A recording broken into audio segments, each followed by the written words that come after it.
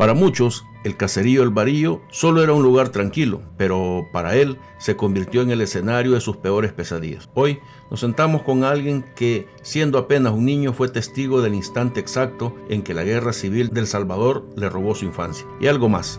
Él vivió las horrendas situaciones del inicio del conflicto, las huidas desesperadas por el monte, el miedo constante a la muerte, a los operativos militares. Pero el punto de no retorno fue el asesinato de su propio padre, un trauma que marca para siempre la vida de un niño. Capturado y sometido a la coacción por parte del ejército, su futuro parecía sellado, pero su historia dio un giro inesperable. La intervención de la familia fue la única llave a la libertad. Esta es la crónica íntima de la supervivencia, el duelo y el precio de escapar del infierno. Te pido que escuches este testimonio con respeto. Quédate hasta el final. Esta es la historia de Mario Lara, oriundo del caserío El Barillo en Suchitoto.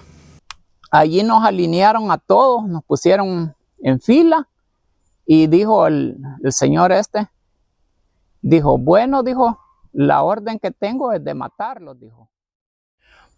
Tengo el gusto de estar con Mario. Él es una de las personas que vivió de alguna forma bastante mal los comienzos del conflicto armado. Le agradezco por estar hablando para mi canal. Me gustaría que nos comentara cómo inició, cómo fueron sus tiempos aquellos, cuando usted era un niño todavía, lo que usted pueda recordar para que nuestra audiencia sepa de qué estamos hablando. Ok, mi nombre es Mario Lara, tengo 56 años. Pues nací en el distrito, bueno, antes era municipio, hoy es distrito de Suchitoto. Originalmente soy de la parte del Barillo, pero en realidad pertenecemos al caserío El Chaparral, ¿verdad? En el tiempo de la guerra, pues se le cambió nombre exactamente al lugarcito donde nosotros vivíamos, que lleva por el nombre de El Clavel. Así es que voy a relatar un poco de mi historia, de mi infancia, pues, ¿verdad? Y también, pues, comentar un poco del conflicto armado, de lo que su servidor pues tuvo que experimentar. Bueno, pues como sabemos pues que incluso la guerra en sí comenzó antes del 80, como en el 79, pues que se iban ya formando los grupos, ¿verdad? Así es que déjenme contarles que hubieron muchos abusos por parte del ejército. Bueno, la primera incursión al lugar donde soy, le quitaron la vida a un señor que estaba desherbando la milpa, limpiando su milpita de aproximadamente unos 3 semanas de nacido. Pues al señor ese, pues sin deber nada, le quitaron la vida y le dejaron prácticamente desfigurado de puros balazos, ¿verdad? Fue la primera escena que acá su servidor tuvo que experimentar. Bueno, pues no nos quedó otra, pues, de que hacerle la sepultura, pues, y enterrarlo, ¿verdad? Lo enterramos, pues, en un terreno aledaño al terreno donde él cultivaba. Entonces, pues, y así como esa experiencia, hay otras que se fueron, abusos que se fueron dando por parte del ejército en ese tiempo. Debido a eso, pues, allá en la década de los 80, fue que tuvimos que salirnos de ese lugar y emigrar pues hacia Chalatenango, porque mi familia, mis padres pues eran chalatecos, mis hermanos mayores también eran chalatecos y acá pues su servidor pues nacido acá en Suchitoto. Bueno, nos salimos por un cierto tiempo y nuevamente regresamos al caserío debido pues porque mi padre no los quiso acompañar porque se quedó pues, él trabajaba la tierra pues, y mis hermanos mayores por peligro a ser reclutados o por el peligro de un bando u otro fue de que mi papá hizo lo posible por mandarlos a San Salvador. Y entonces pues nos quedamos los más pequeños que no teníamos peligro por la edad que teníamos. Entonces tuvimos que regresar al caserío, pero la cuestión se puso dura porque ya era de todos los días salir huyendo por los mismos por las mismas incursiones del ejército, los operativos y los hostigamientos, y que la gente pues desaparecía así, pues salían pues y no regresaban a sus casas. Debido a eso fue que nosotros nos salimos, pues. Bueno, hubo un señor incluso que le aconsejó a mi papá de que no se fuera, porque la muerte, pues, cuando uno tenía de morir, iba a morir en cualquier lugar. Eso lo motivó a mi papá a no acompañarnos a Chalate. Bueno, pues, nosotros teníamos la costumbre en ese tiempo que acá su servidor y mi madre pues salíamos huyendo siempre cuando había incursión del ejército, y mi papá por encontrarse en la milpa pues él salía por su lado pues, y ya cuando pasaba todo el tiroteo ya nos reuníamos allá como a las 5 de la tarde y ahí nos reuníamos nuevamente en la casa, ¿verdad? Eso era costumbre casi de todos los días porque ya no se podía ni trabajar a gusto en la tierra. Así fue como en una ocasión también pues hubo un mortereo por parte del ejército, morterearon la zona, el caserillito donde soy, y tuvimos que salirnos hacia el cerro de Guazapa, y pues como a los 5 días pues de estar en el cerro pues nos avisaron de que ya podíamos regresar nuevamente al caserío. Pero cuando les digo esto, nos fuimos, no quiere decir que solamente era yo y mi madre, no, sí era un grupo aproximadamente de unas 30 personas que tuvimos que salir a refugiarnos a ese lugar. Bueno, pues así se dieron las cosas.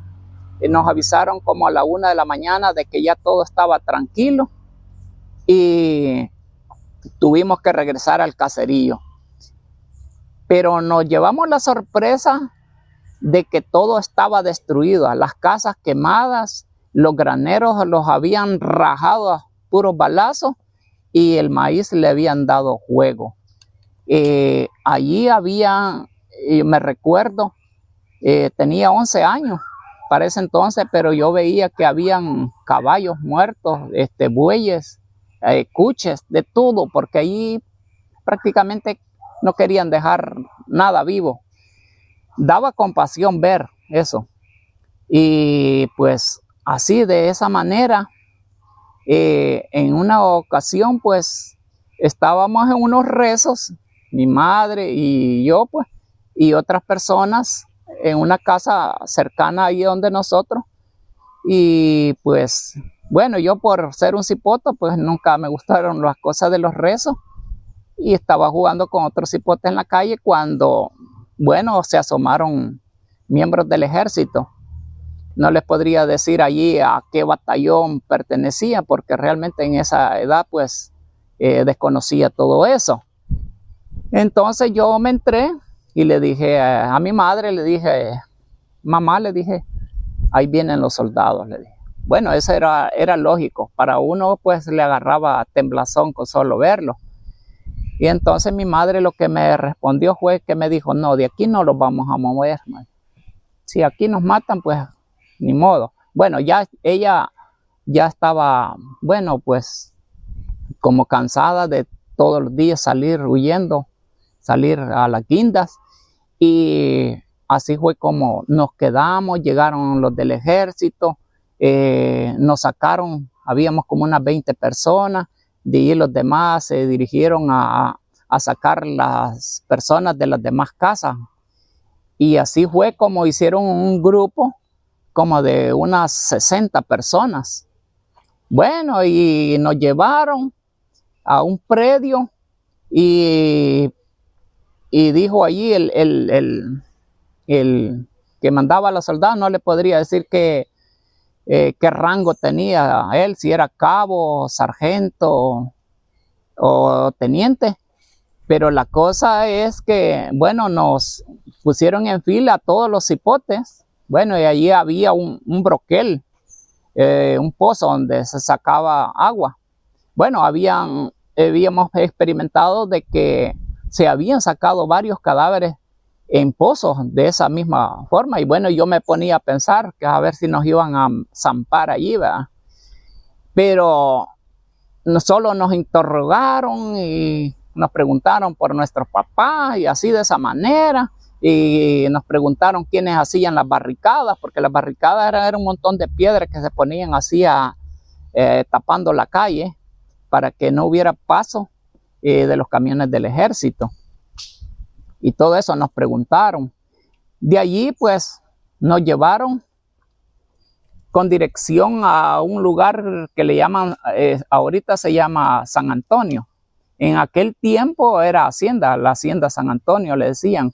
Esa es calle que va hacia este lugar que le llaman Valle Verde. Y también la misma calle que va hacia Aguilares. Bueno, allí nos alinearon a todos, nos pusieron en fila y dijo el señor dijo, bueno, dijo, la orden que tengo es de matarlos, dijo. Bueno, todos nos pusimos ¿para qué les voy a mentir? Pues nos pusimos a llorar, ¿verdad? Porque allí íbamos personas adultas, ancianitos y hasta niños, pues niños de 1 año, 2 años. Y acá su servidor que ya tenía 11 años. Bueno, me afligí. Yo en ese momento, pues, yo me daban ganas de salir huyendo y con aquella esperanza de decir, ¿qué tal si me pegan mi balazo y me hago el muerto de mentira? Todo eso se me venía a la mente, pero también tenía a mi madre que no la podía dejar abandonada. Entonces, bueno, pasó el tiempo, fue un día domingo, como a eso de las 2 de la tarde que nos sacaron de ese rezo. Y bueno, se hizo tarde, se hicieron como las 5 de la tarde porque el señor que nos dijo que nos iban, la orden que tenía era de matarnos, habló por radio y como a la hora de eso, de haber hablado, llegaron como 3 camiones del ejército. Y entonces allí nos metieron pues y nos trajeron para ir para el pueblo de Suchitoto. Pero mire, ese día estaba tan tupido el tiroteo, la balacera, de que yo veía soldados que no hallaban puesto.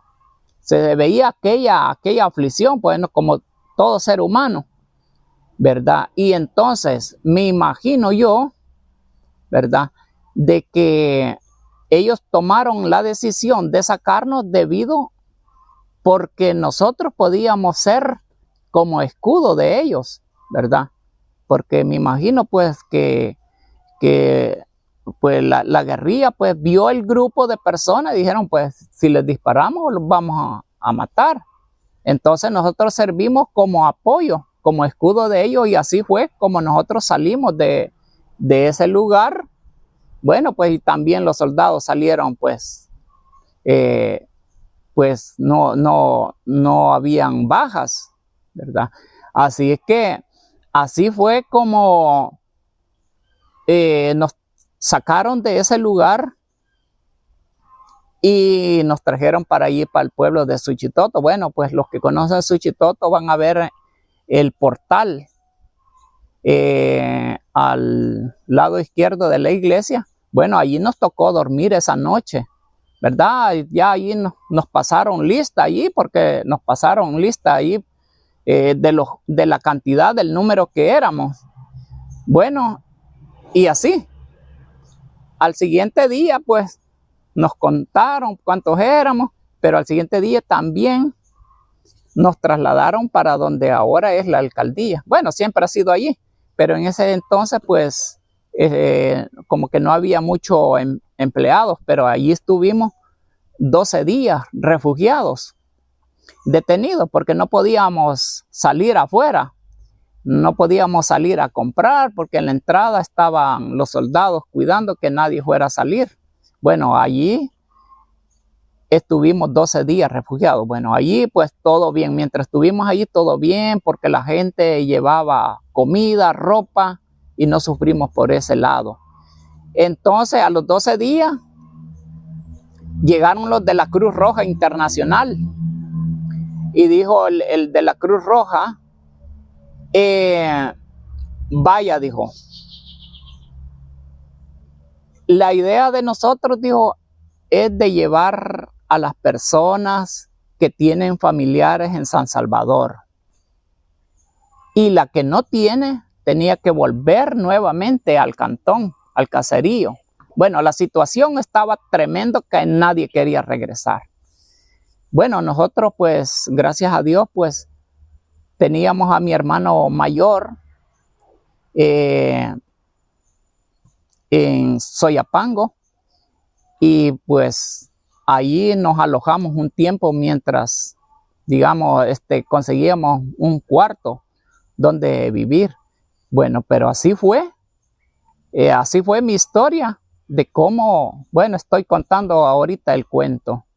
¿Usted se acuerda de la masacre de los Leones? Lo que usted recuerde, cómo sucedieron esos hechos. Mire, exactamente no le podría decir cómo sucedieron. Yo lo que le puedo contar de que esa masacre se dio por un grupo de los Escuadrones de la Muerte, comandados por un señor llamado Fabián Ventura. Bueno, yo, para serle sincero, yo físicamente nunca lo conocí, ¿verdad? Esa masacre se dio a eso en la mañana, se dio a eso como de las 10 y algo, se dio esa masacre. Allí fueron 13 personas que perdieron la vida. Un hecho lamentable y cometido por este señor Fabián Ventura. Bueno, que a los pocos meses después, pues también corrió con la mala suerte él, ¿verdad? Nosotros, bueno, mi madre y yo fuimos a ver la escena. Fuimos como a las 5:30 de la tarde, ya oscureciendo. Bueno, aún todavía estaban los cadáveres allí, ¿verdad? Y pues una muchacha, pues lamentablemente ella la amarraron en el horcón de un rancho, porque en ese tiempo pues los ranchos eran de zacate, y pues le dieron fuego, pues allí quedó la muchacha chamuscada, ¿verdad? Y así pues los cadáveres quedaron así regados, ¿verdad? Me imagino yo pues que, bueno, no hubo testigos de ese hecho, pero me imagino yo de que todos salieron huyendo. Tal vez hay personas que pueden preguntar, ¿pero qué estaban haciendo ahí? Bueno, el motivo primero era de que se estaba inaugurando una ermita allí, porque se estaba inaugurando. Y incluso se fue en cuenta, falleció también en esa escena el sacerdote Osmaro Cáceres, ¿verdad? Bueno, yo lo conocí a él y conocí parte de su familia porque eran de ese lugar, ¿verdad? Eso es lo único que yo recuerdo, pues, de esa escena. Y en ese momento que sucedieron esos hechos, porque hemos escuchado diferentes versiones, ¿verdad? Cada quien lo ha contado de diferente forma, quizás cómo lo vio o cómo lo presenció. a esas personas eh, las llevaron a enterrar ahí por el río Las Lajitas, ¿verdad? Ahí están enterrados. Sí, ahí están Yo grabé un enterrados. pedazo ahí. Sí. Y los entierran esa misma noche o los velaron o... Para serles sincero, no recuerdo yo. Yo solo me recuerdo que los fuimos a ver, pero yo no recuerdo si los velaron o si los enterraron la misma noche, ¿verdad? No le podría decir porque no lo recuerdo. No lo recuerdo y tampoco le voy a contar algo que a mí me lo han contado. Uh-huh. Yo le voy a contar, digamos, lo que yo presencié, ¿verdad? ¿Y esas personas, alguno de esos eran familiares suyos? No, ninguno, solo que el padre Osmaro era el padrino de mi hermano menor, ¿verdad? Bueno, pero allí todos nos conocíamos, pues, por ser vecinos, pues, prácticamente nos conocían y nosotros conocíamos las familias.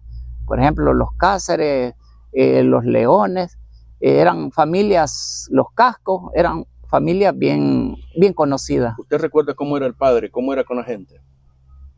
Mire, sinceramente, no le podría decir porque realmente yo casi en cuestiones de catolicismo casi no. No, pero es decir, sí. como amigos, pues, ¿cómo era con las personas? Bueno, yo tengo entendido de que como por ser, digamos, sacerdote, pues, uno, pues, se le imagina, pues, realmente de que su forma de ser es bien agradable, ¿verdad?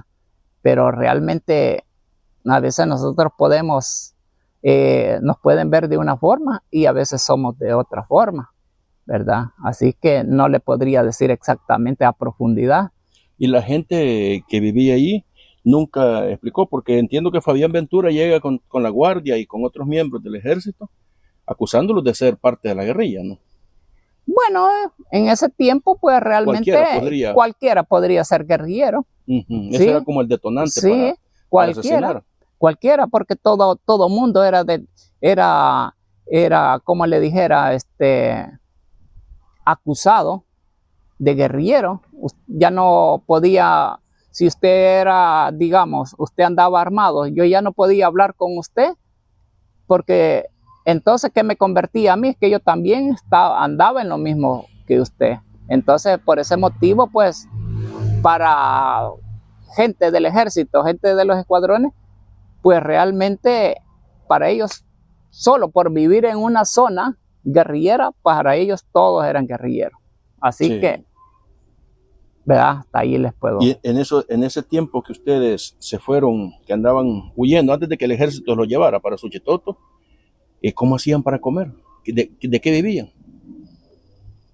Nosotros, pues, mi mamá siempre fue bien precavida, que ella siempre, aunque sea tortillas heladas, pero ahí andábamos, y el agüita, ¿verdad? Sin saber, ¿verdad?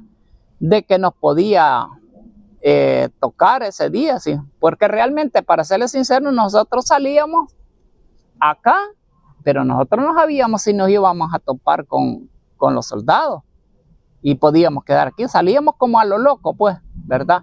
No es como que a usted le digan, digamos, aquí vayas, aquí va seguro. No, nosotros salíamos, pero nosotros no sabíamos si allí íbamos por el buen camino o por el mal camino. ¿Y usted andaba con su mamá y sus hermanos? No, para ese entonces solo estaba yo y mi mamá y mi papá. Ajá, pero como mi papá, debido al trabajo del cultivo, pues él siempre se dedicaba porque ya solamente a él le tocaba el trabajo, ¿verdad? Yo únicamente lo que hacía era irle a dejar el desayuno, el almuerzo, porque antes se trabajaba, digamos, de 6 a 6, no es como ahora, ¿verdad? Y pues en la tarde pues me iba a estudiar. ¿Y sus papás lograron sobrevivir al conflicto? No, mi papá no. Sí, mi mamá sí logró sobrevivir, pero también ya murió. Pero su papá, su papá murió dentro del conflicto por circunstancias de la guerra o muerte natural. Mire, la verdad es que hubo un operativo donde nosotros, bueno, mi mamá y yo, nosotros salimos.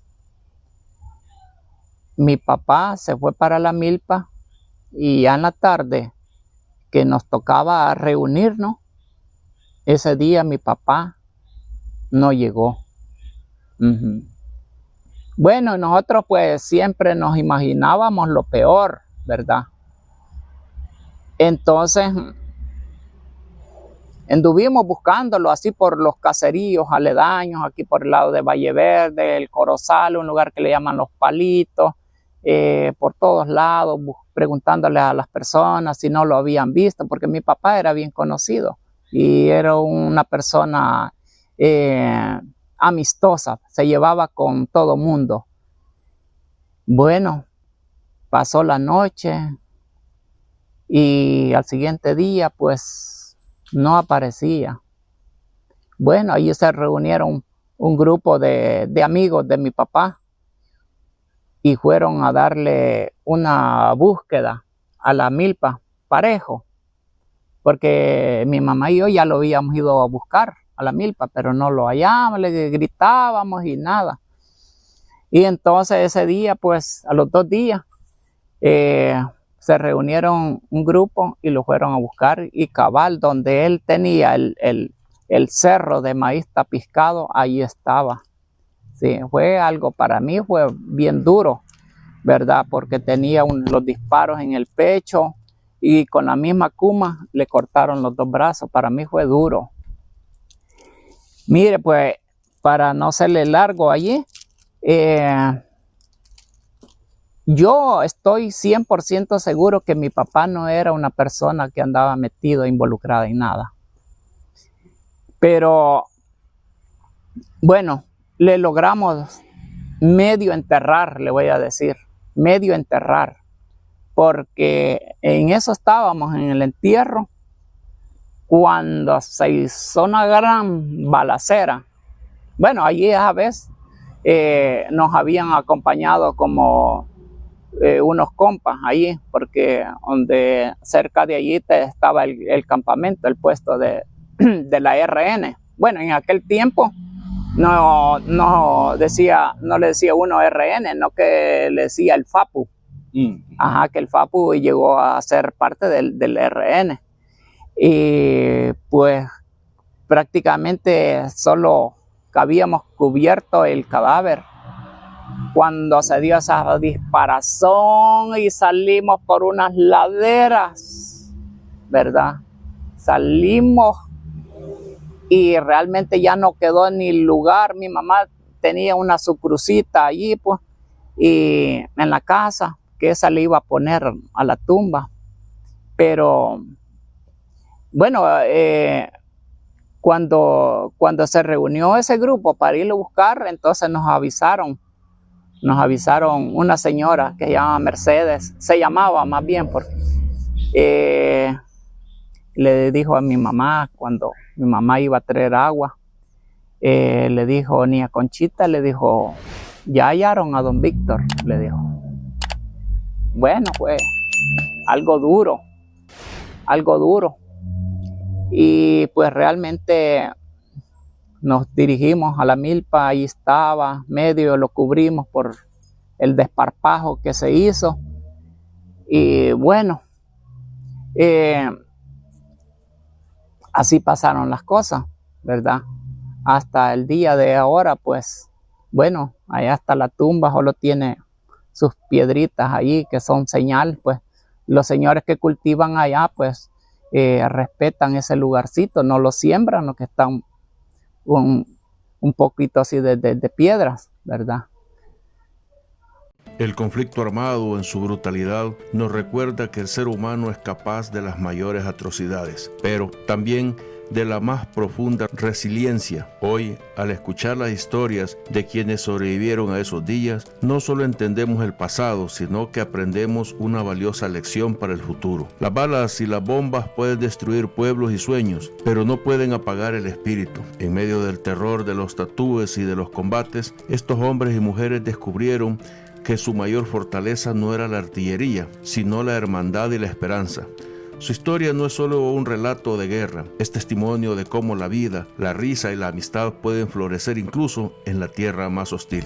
Que esta entrevista no sea un simple recuerdo, sino un llamado a la paz y a la compasión, porque al final del día, lo que realmente importa no es lo que se pierde en la batalla, sino lo que se construye en el corazón y lo que se protege con el alma.